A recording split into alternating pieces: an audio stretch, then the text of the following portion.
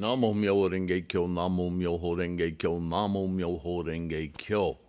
Thank you for being here. Thank you for your practice. Thank you for your support, liking and subscribing in order to use the YouTube algorithms to promote the Sangha, Bodhisattva Act, yeah? All right, I wanted to update you all today on a video I put up a couple of days ago regarding the new book I've been working on, the Buddhist Reference.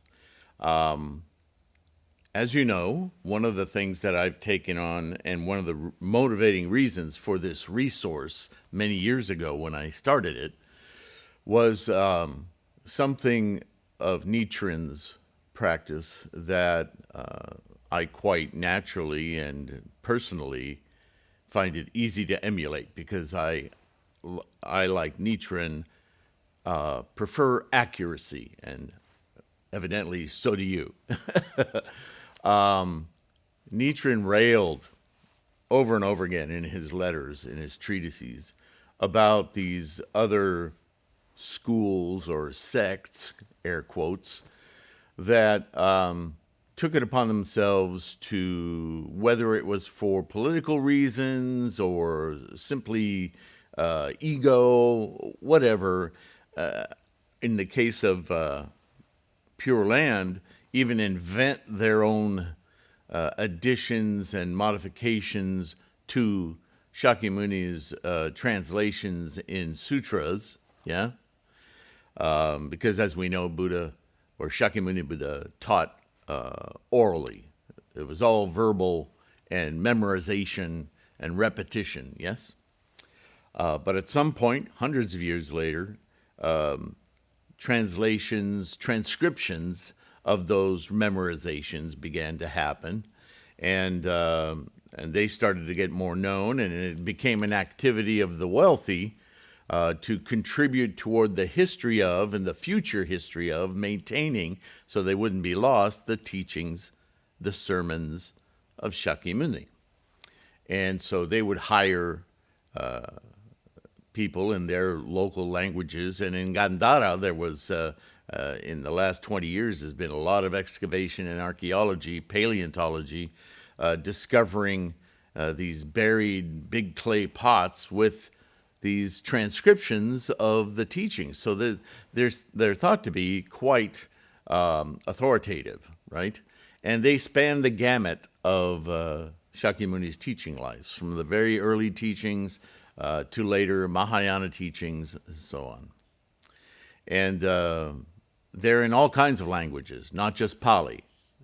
So you might see that's one of the first stumbling blocks of our modern study, is that we have these factions. And today, oh my goodness, can we talk about factions and divisions? Everybody is, it's like little babies going, mine, mine, mine, mine, mine. Everybody thinks they have the end-all, be-all, and everybody else, it's not just that they're egotistical about and arrogant about what they know, but they additionally are violently, and I don't mean war, although, but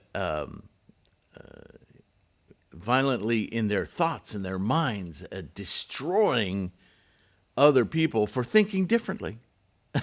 It's amazing. It's like we're regressing. With all this technology, we're becoming more and more like cavemen, or what we think of cavemen, right? Anyway, point being is Nietzsche spent a lot of time obviating and proving that these divergent schools were actually worse than mistaken. They were promoting ideas that was getting in the way of the correct teachings. Just follow Shakyamuni's teachings accurately, right? This is a theme throughout Nichiren that all of us who've read any Gosho or practiced any of Nichiren's doctrines, we come up against this all the time. But now, this was in medieval Japan, right? So the state of Buddhism, 800 years ago was was not identical to the state today. If anything, today it's gotten much, much, much worse. If Nichiren could see what was going on today, I think his head would just spin like a top. That is to say that what Nichiren was dealing with was, as I said earlier, additions to sutras that were completely invented from, as we would say, whole cloth, and teachings skewed to the needs of the politicians and the avarice, the what's the word? It's just ego, popularity at the time, rather than leading each individual to their own self-realization, which was the stated goal before Siddhartha Gautama even attained enlightenment. Yeah? So how did it deviate away from this? Well, today, and not just today, but for quite a long time in our modern world, last couple of 100 years, our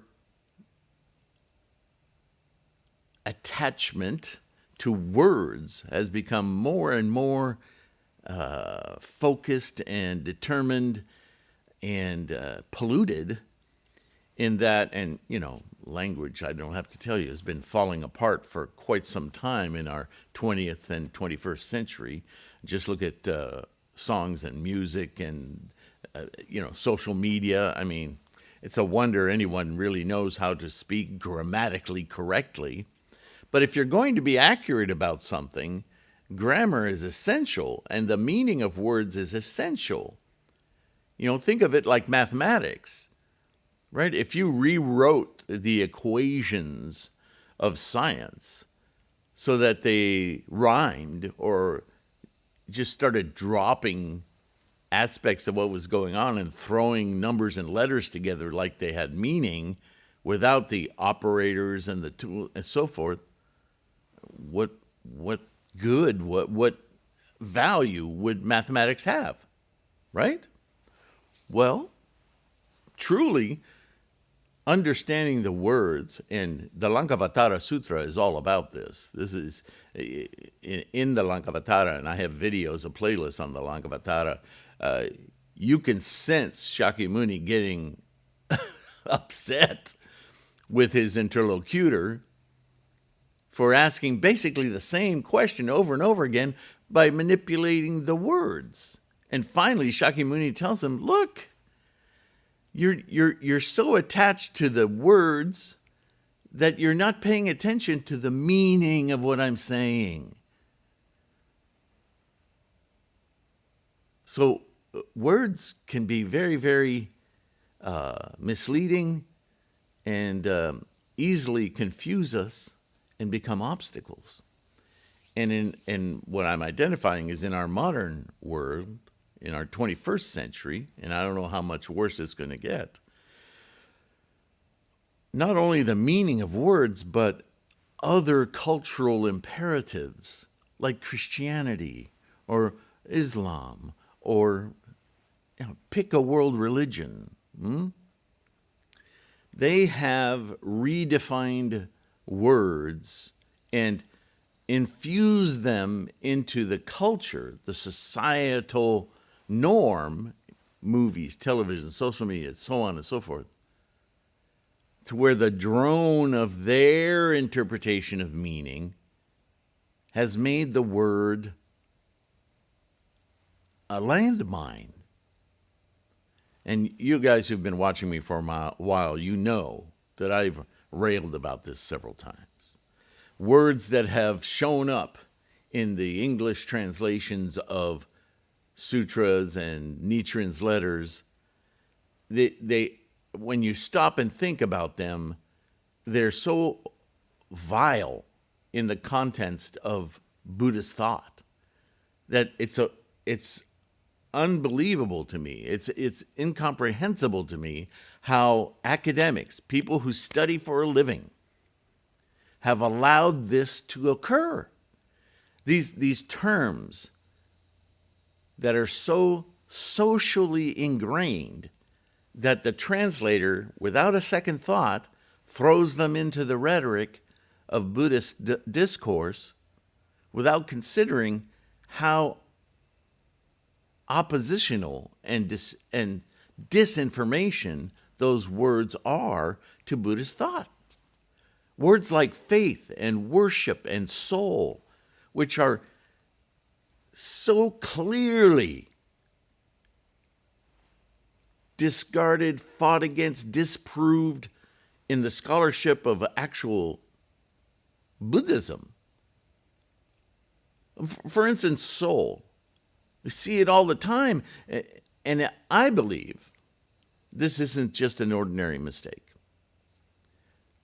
I believe, like Nichiren, that this is intentional.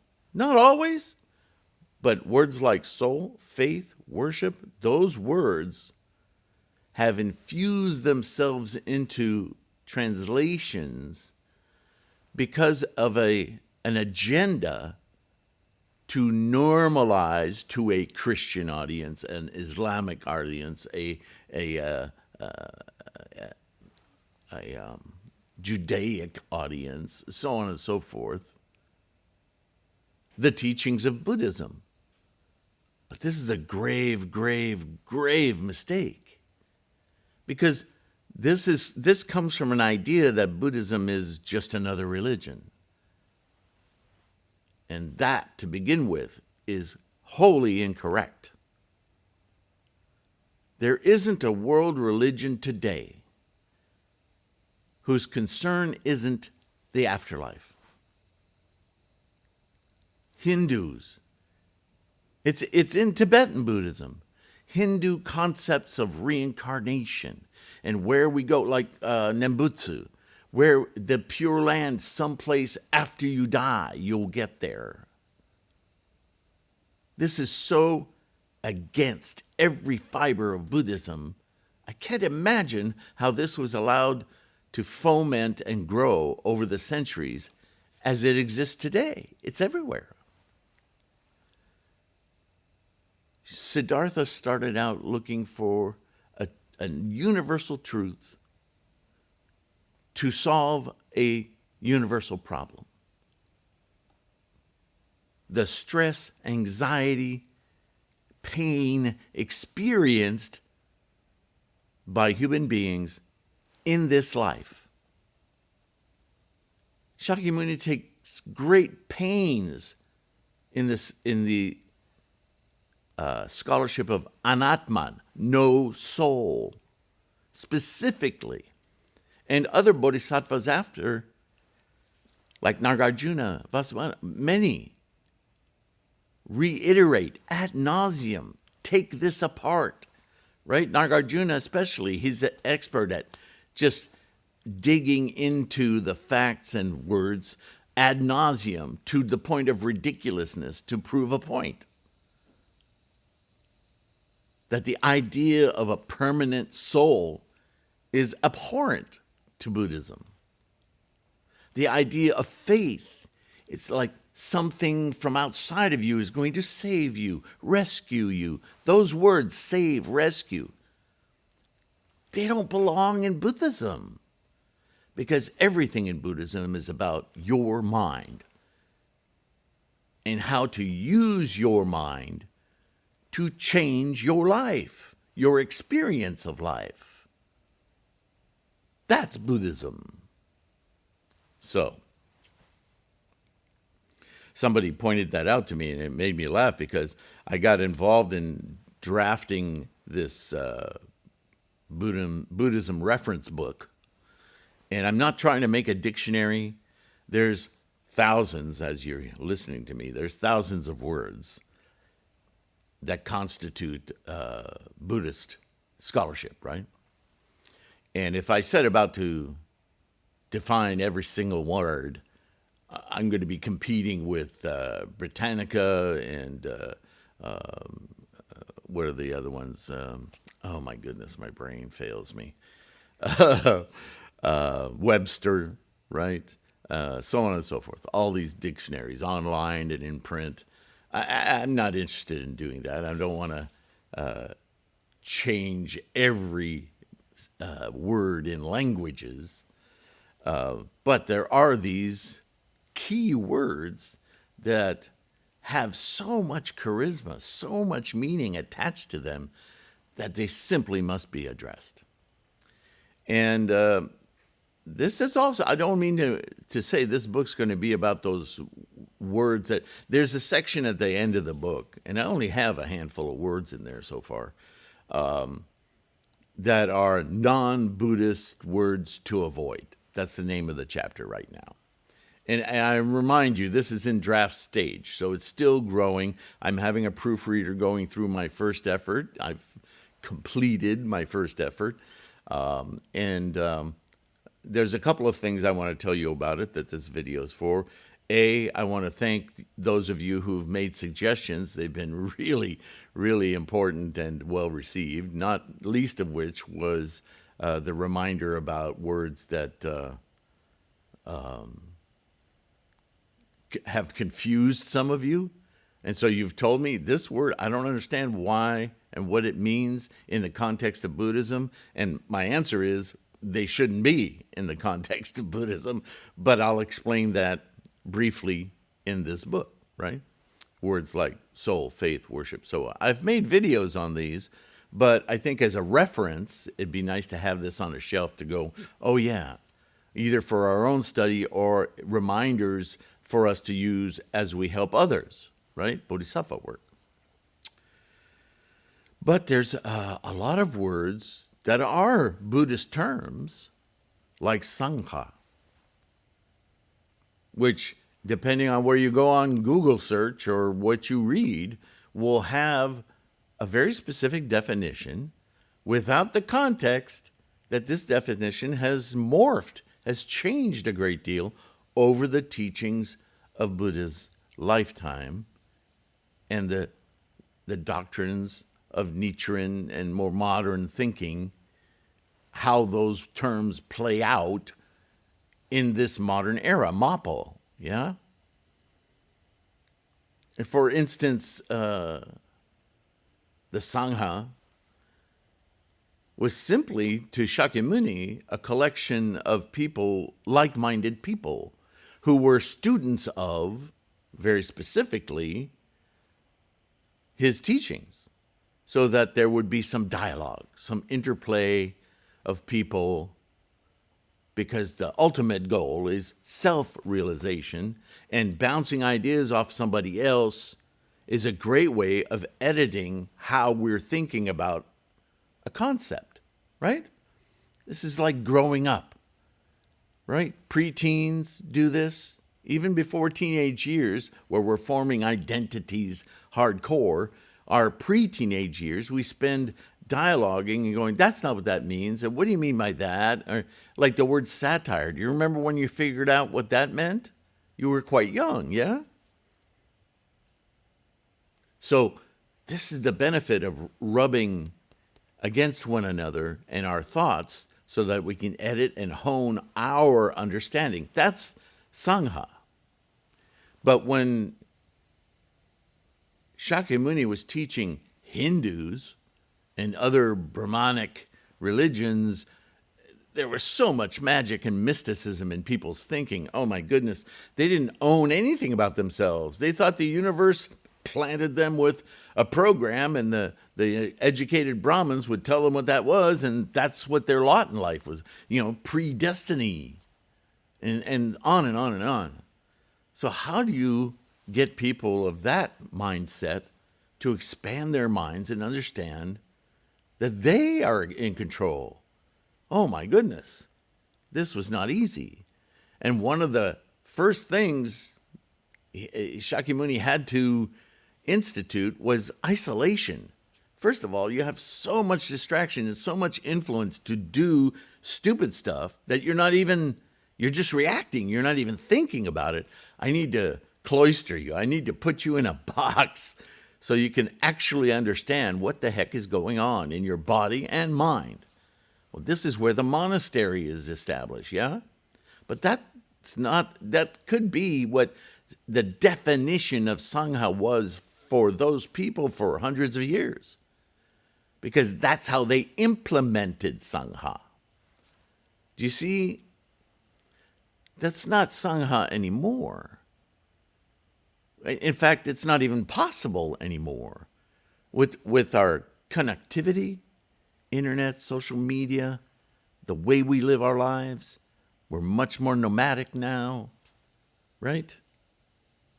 And the information is just, it's unfathomable how much information we don't even really digest it in a day, right? Information, unlike food, is now, it goes, what's the old saying? In one ear, out the other? Do we ever take time to process? It's very difficult to formulate your own ideas and congeal information into useful ideologies and methodologies for understanding life with the plethora that we're always bombarded with. So words become more significant. It's important to build a meaning around certain concepts that's useful rather than impeding our understanding, and chain reaction being what they are, affects everything else we think in the periphery of those words. This is very critical. And this is where I feel a Buddhist reference of terms we're familiar with, like what is karma? I've talked about it many, many times in different videos, but to have it on a reference book, well, there it is. I can just point to it, right? Karma, Sangha, terms like, come on, brain. There are many. Even enlightenment. What is that, right? So the book, and I put up a table of contents, maybe. Yeah, this was an original table of contents that I put up. It's about doubled now from all of these terms, but cause and effect, Namo Myo Renge Kyo, Bodhisattva, chanting, nirvana, nidana, law, emptiness, skandhas, mandala, gohanzen. Oh my goodness, how much misunderstanding is there about those? I've done a whole playlist on that, right? Nichiren on mandala and gohanzen. But having all the videos, and there's over 1,000 on this channel by now, and all the podcasts, which I want to address in a moment, it's great. It's great to have all of that as reference. But if you're anything like me, again, having an ebook, because I'm going to provide it as an ebook, or a print book on the shelf is handy any time of day, right? To go and very quickly find exactly what you're looking for instead of listening to me talk like I'm doing right now before you find the actual point you're looking for. So, yeah, a lot of you have emailed me. Thank you again. Just expressing how excited you are about this project. So thank you. A lot of validation on that note. And some of you have pointed out certain words and concepts, and that's been very helpful. So, and by all means, just because I finished the first draft doesn't mean you need to stop doing that. If there's a term, and like I said, I'm not going to invest all this time and effort in every single term of Buddhism, which is, for better or worse, pretty well defined out there. But there are critical terms like cause-effect, right? Or karma, or consciousnesses. Different schools of Buddhism haven't evolved to the 9 consciousnesses the way the Lotus Sutra has, right? So I'm going to come at this book from the same place Nichiren comes at this, from the standpoint of clearly presenting concepts from Shakyamuni without the interference of folklore and traditions and regional thinking, right? And there are a couple of handfuls of key terms that have been skewed over the centuries that must be clarified. And that's what this book is about. So please continue to offer terms that have confused you or befuddled you, that organizations and sects today are still using. abhorrently, aberrantly counter to the teachings of Shakyamuni. And that's what this book is for. A recent email suggested that, and this is what spawned the whole idea about ebooks, because I wasn't sure about that for many years. Some of us, me included, although I'm still able with glasses to read books and I like the tangible pages and markup areas, many of us, and not just older people, but younger people, have trouble reading books, whether it's sight, vision, ability to read. And a lot of books, and you'll notice that my books are all in 12-point Bookman style, so they're easier to read. A lot of books you find out there are in such minutia. They're like the ingredients list on the back of your toothpaste. They're so small. They're meant for gnats to read, not humans. See, I won't do that. My print books are larger print, so you can actually read them. But even so, for some people, that's very challenging. So they like the ebooks, much easier for them to read, and beyond that, they like the podcast, the audio, right? Audiobooks are very popular right now. And so, as I've done with all of these other books, the writings of Nichiren and other books that I've written on things, I will provide audio versions of this Buddhist reference. And right now I'm thinking, because this is the format of the channel, I will do it as readings from the Buddhist reference. And I don't know if that'll be 2 videos, 3 videos, 10 videos. It depends on how involved I get in the readings. But that will provide an opportunity for me to not only read the section of the reference book. It may be one term in one video. It may be 2 or 3.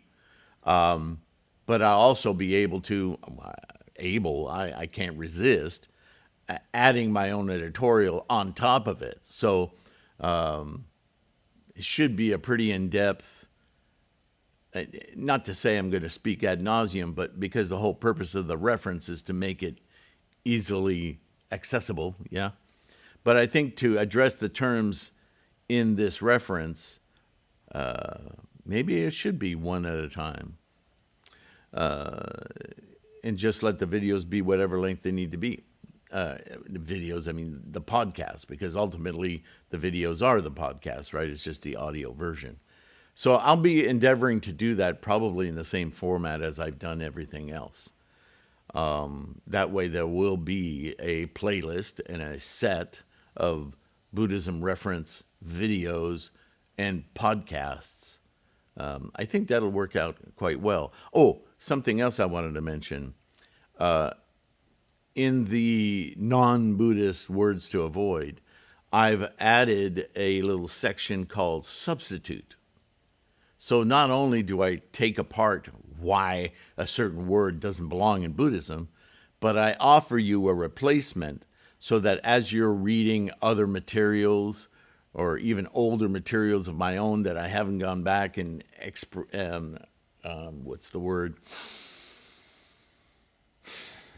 expurgated, or not expurgated, what is it? Anyway, replace these foul words with better conceptions. You'll have the ability to go, oh, when I see that word, think this word, or replace it with this word. You will then be more consistent, and that's the whole point, in Buddhist thinking, Buddhist thought, Shakyamuni's teachings of Buddhism, right? Because that's what we're after. And the whole point of this resource, videos, podcast, the website, the mandalas, right, the bookstore, is all about supporting, as we say in Gangyo, the correct transmission of Shakyamuni's teachings. That, in short, to answer one of your emails, is the meaning of study.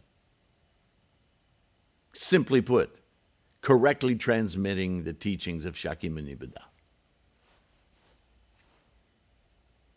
Sounds simple. Anyway, this is a short video, I think. Yeah, well, this is an update to the Buddhism Reference endeavor book project that I'm working on right now. And as I said, thank you for your support. Like and subscribe, right? If you can buy ebooks and or print books or a mandala, if you need it, please do that. Or you want to support through Patreon, I just got another Patreon payment, I guess I would say. And those of you who go straight through PayPal, the donations are incredibly important to my ongoing effort to grow this resource and do valuable work for our practice, yes? So thank you for that. Yes, I'm progressing. I'm working hard on this book. This is why you're not seeing as many videos coming out, because all my thoughts are in this book. What can I say? I'm very focused. Namu Myoho Geikyo. I want to provide the best resource for you and myself as possible. Yeah. So thank you. Take care of your health. Participate in growing this book, this reference, and I will see you soon. And if you have a suggestion for some a particular go show or idea that you'd want to hear me, first of all, you have to use the resource, right? There's a video on the home page of this channel on YouTube that gives you some ideas on how to use the search criteria in the page, not YouTube search, but in the page, for searching terms like karma. You'll see a bunch of videos will come up that address karma. I understand, though, that we're busy people. Life is fast. That's why this reference is so important, because it's a quick, I wouldn't say a how-to, but it's a quick, like, WTF about these terms, so we can inculcate their meaning into our thinking, yeah? Anyway, thank you. Take care of your health. I'll see you soon in another video.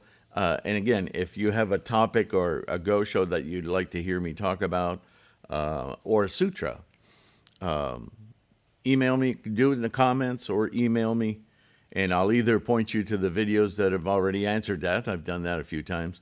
Or I'll make a topic and I'll do a video about that while I work on the book, so that I can maintain a better rhythm of these videos to support your practice, okay? So don't hesitate. Don't be shy. Thank you again. I'll see you in the next one, whatever that's about. And bye for now.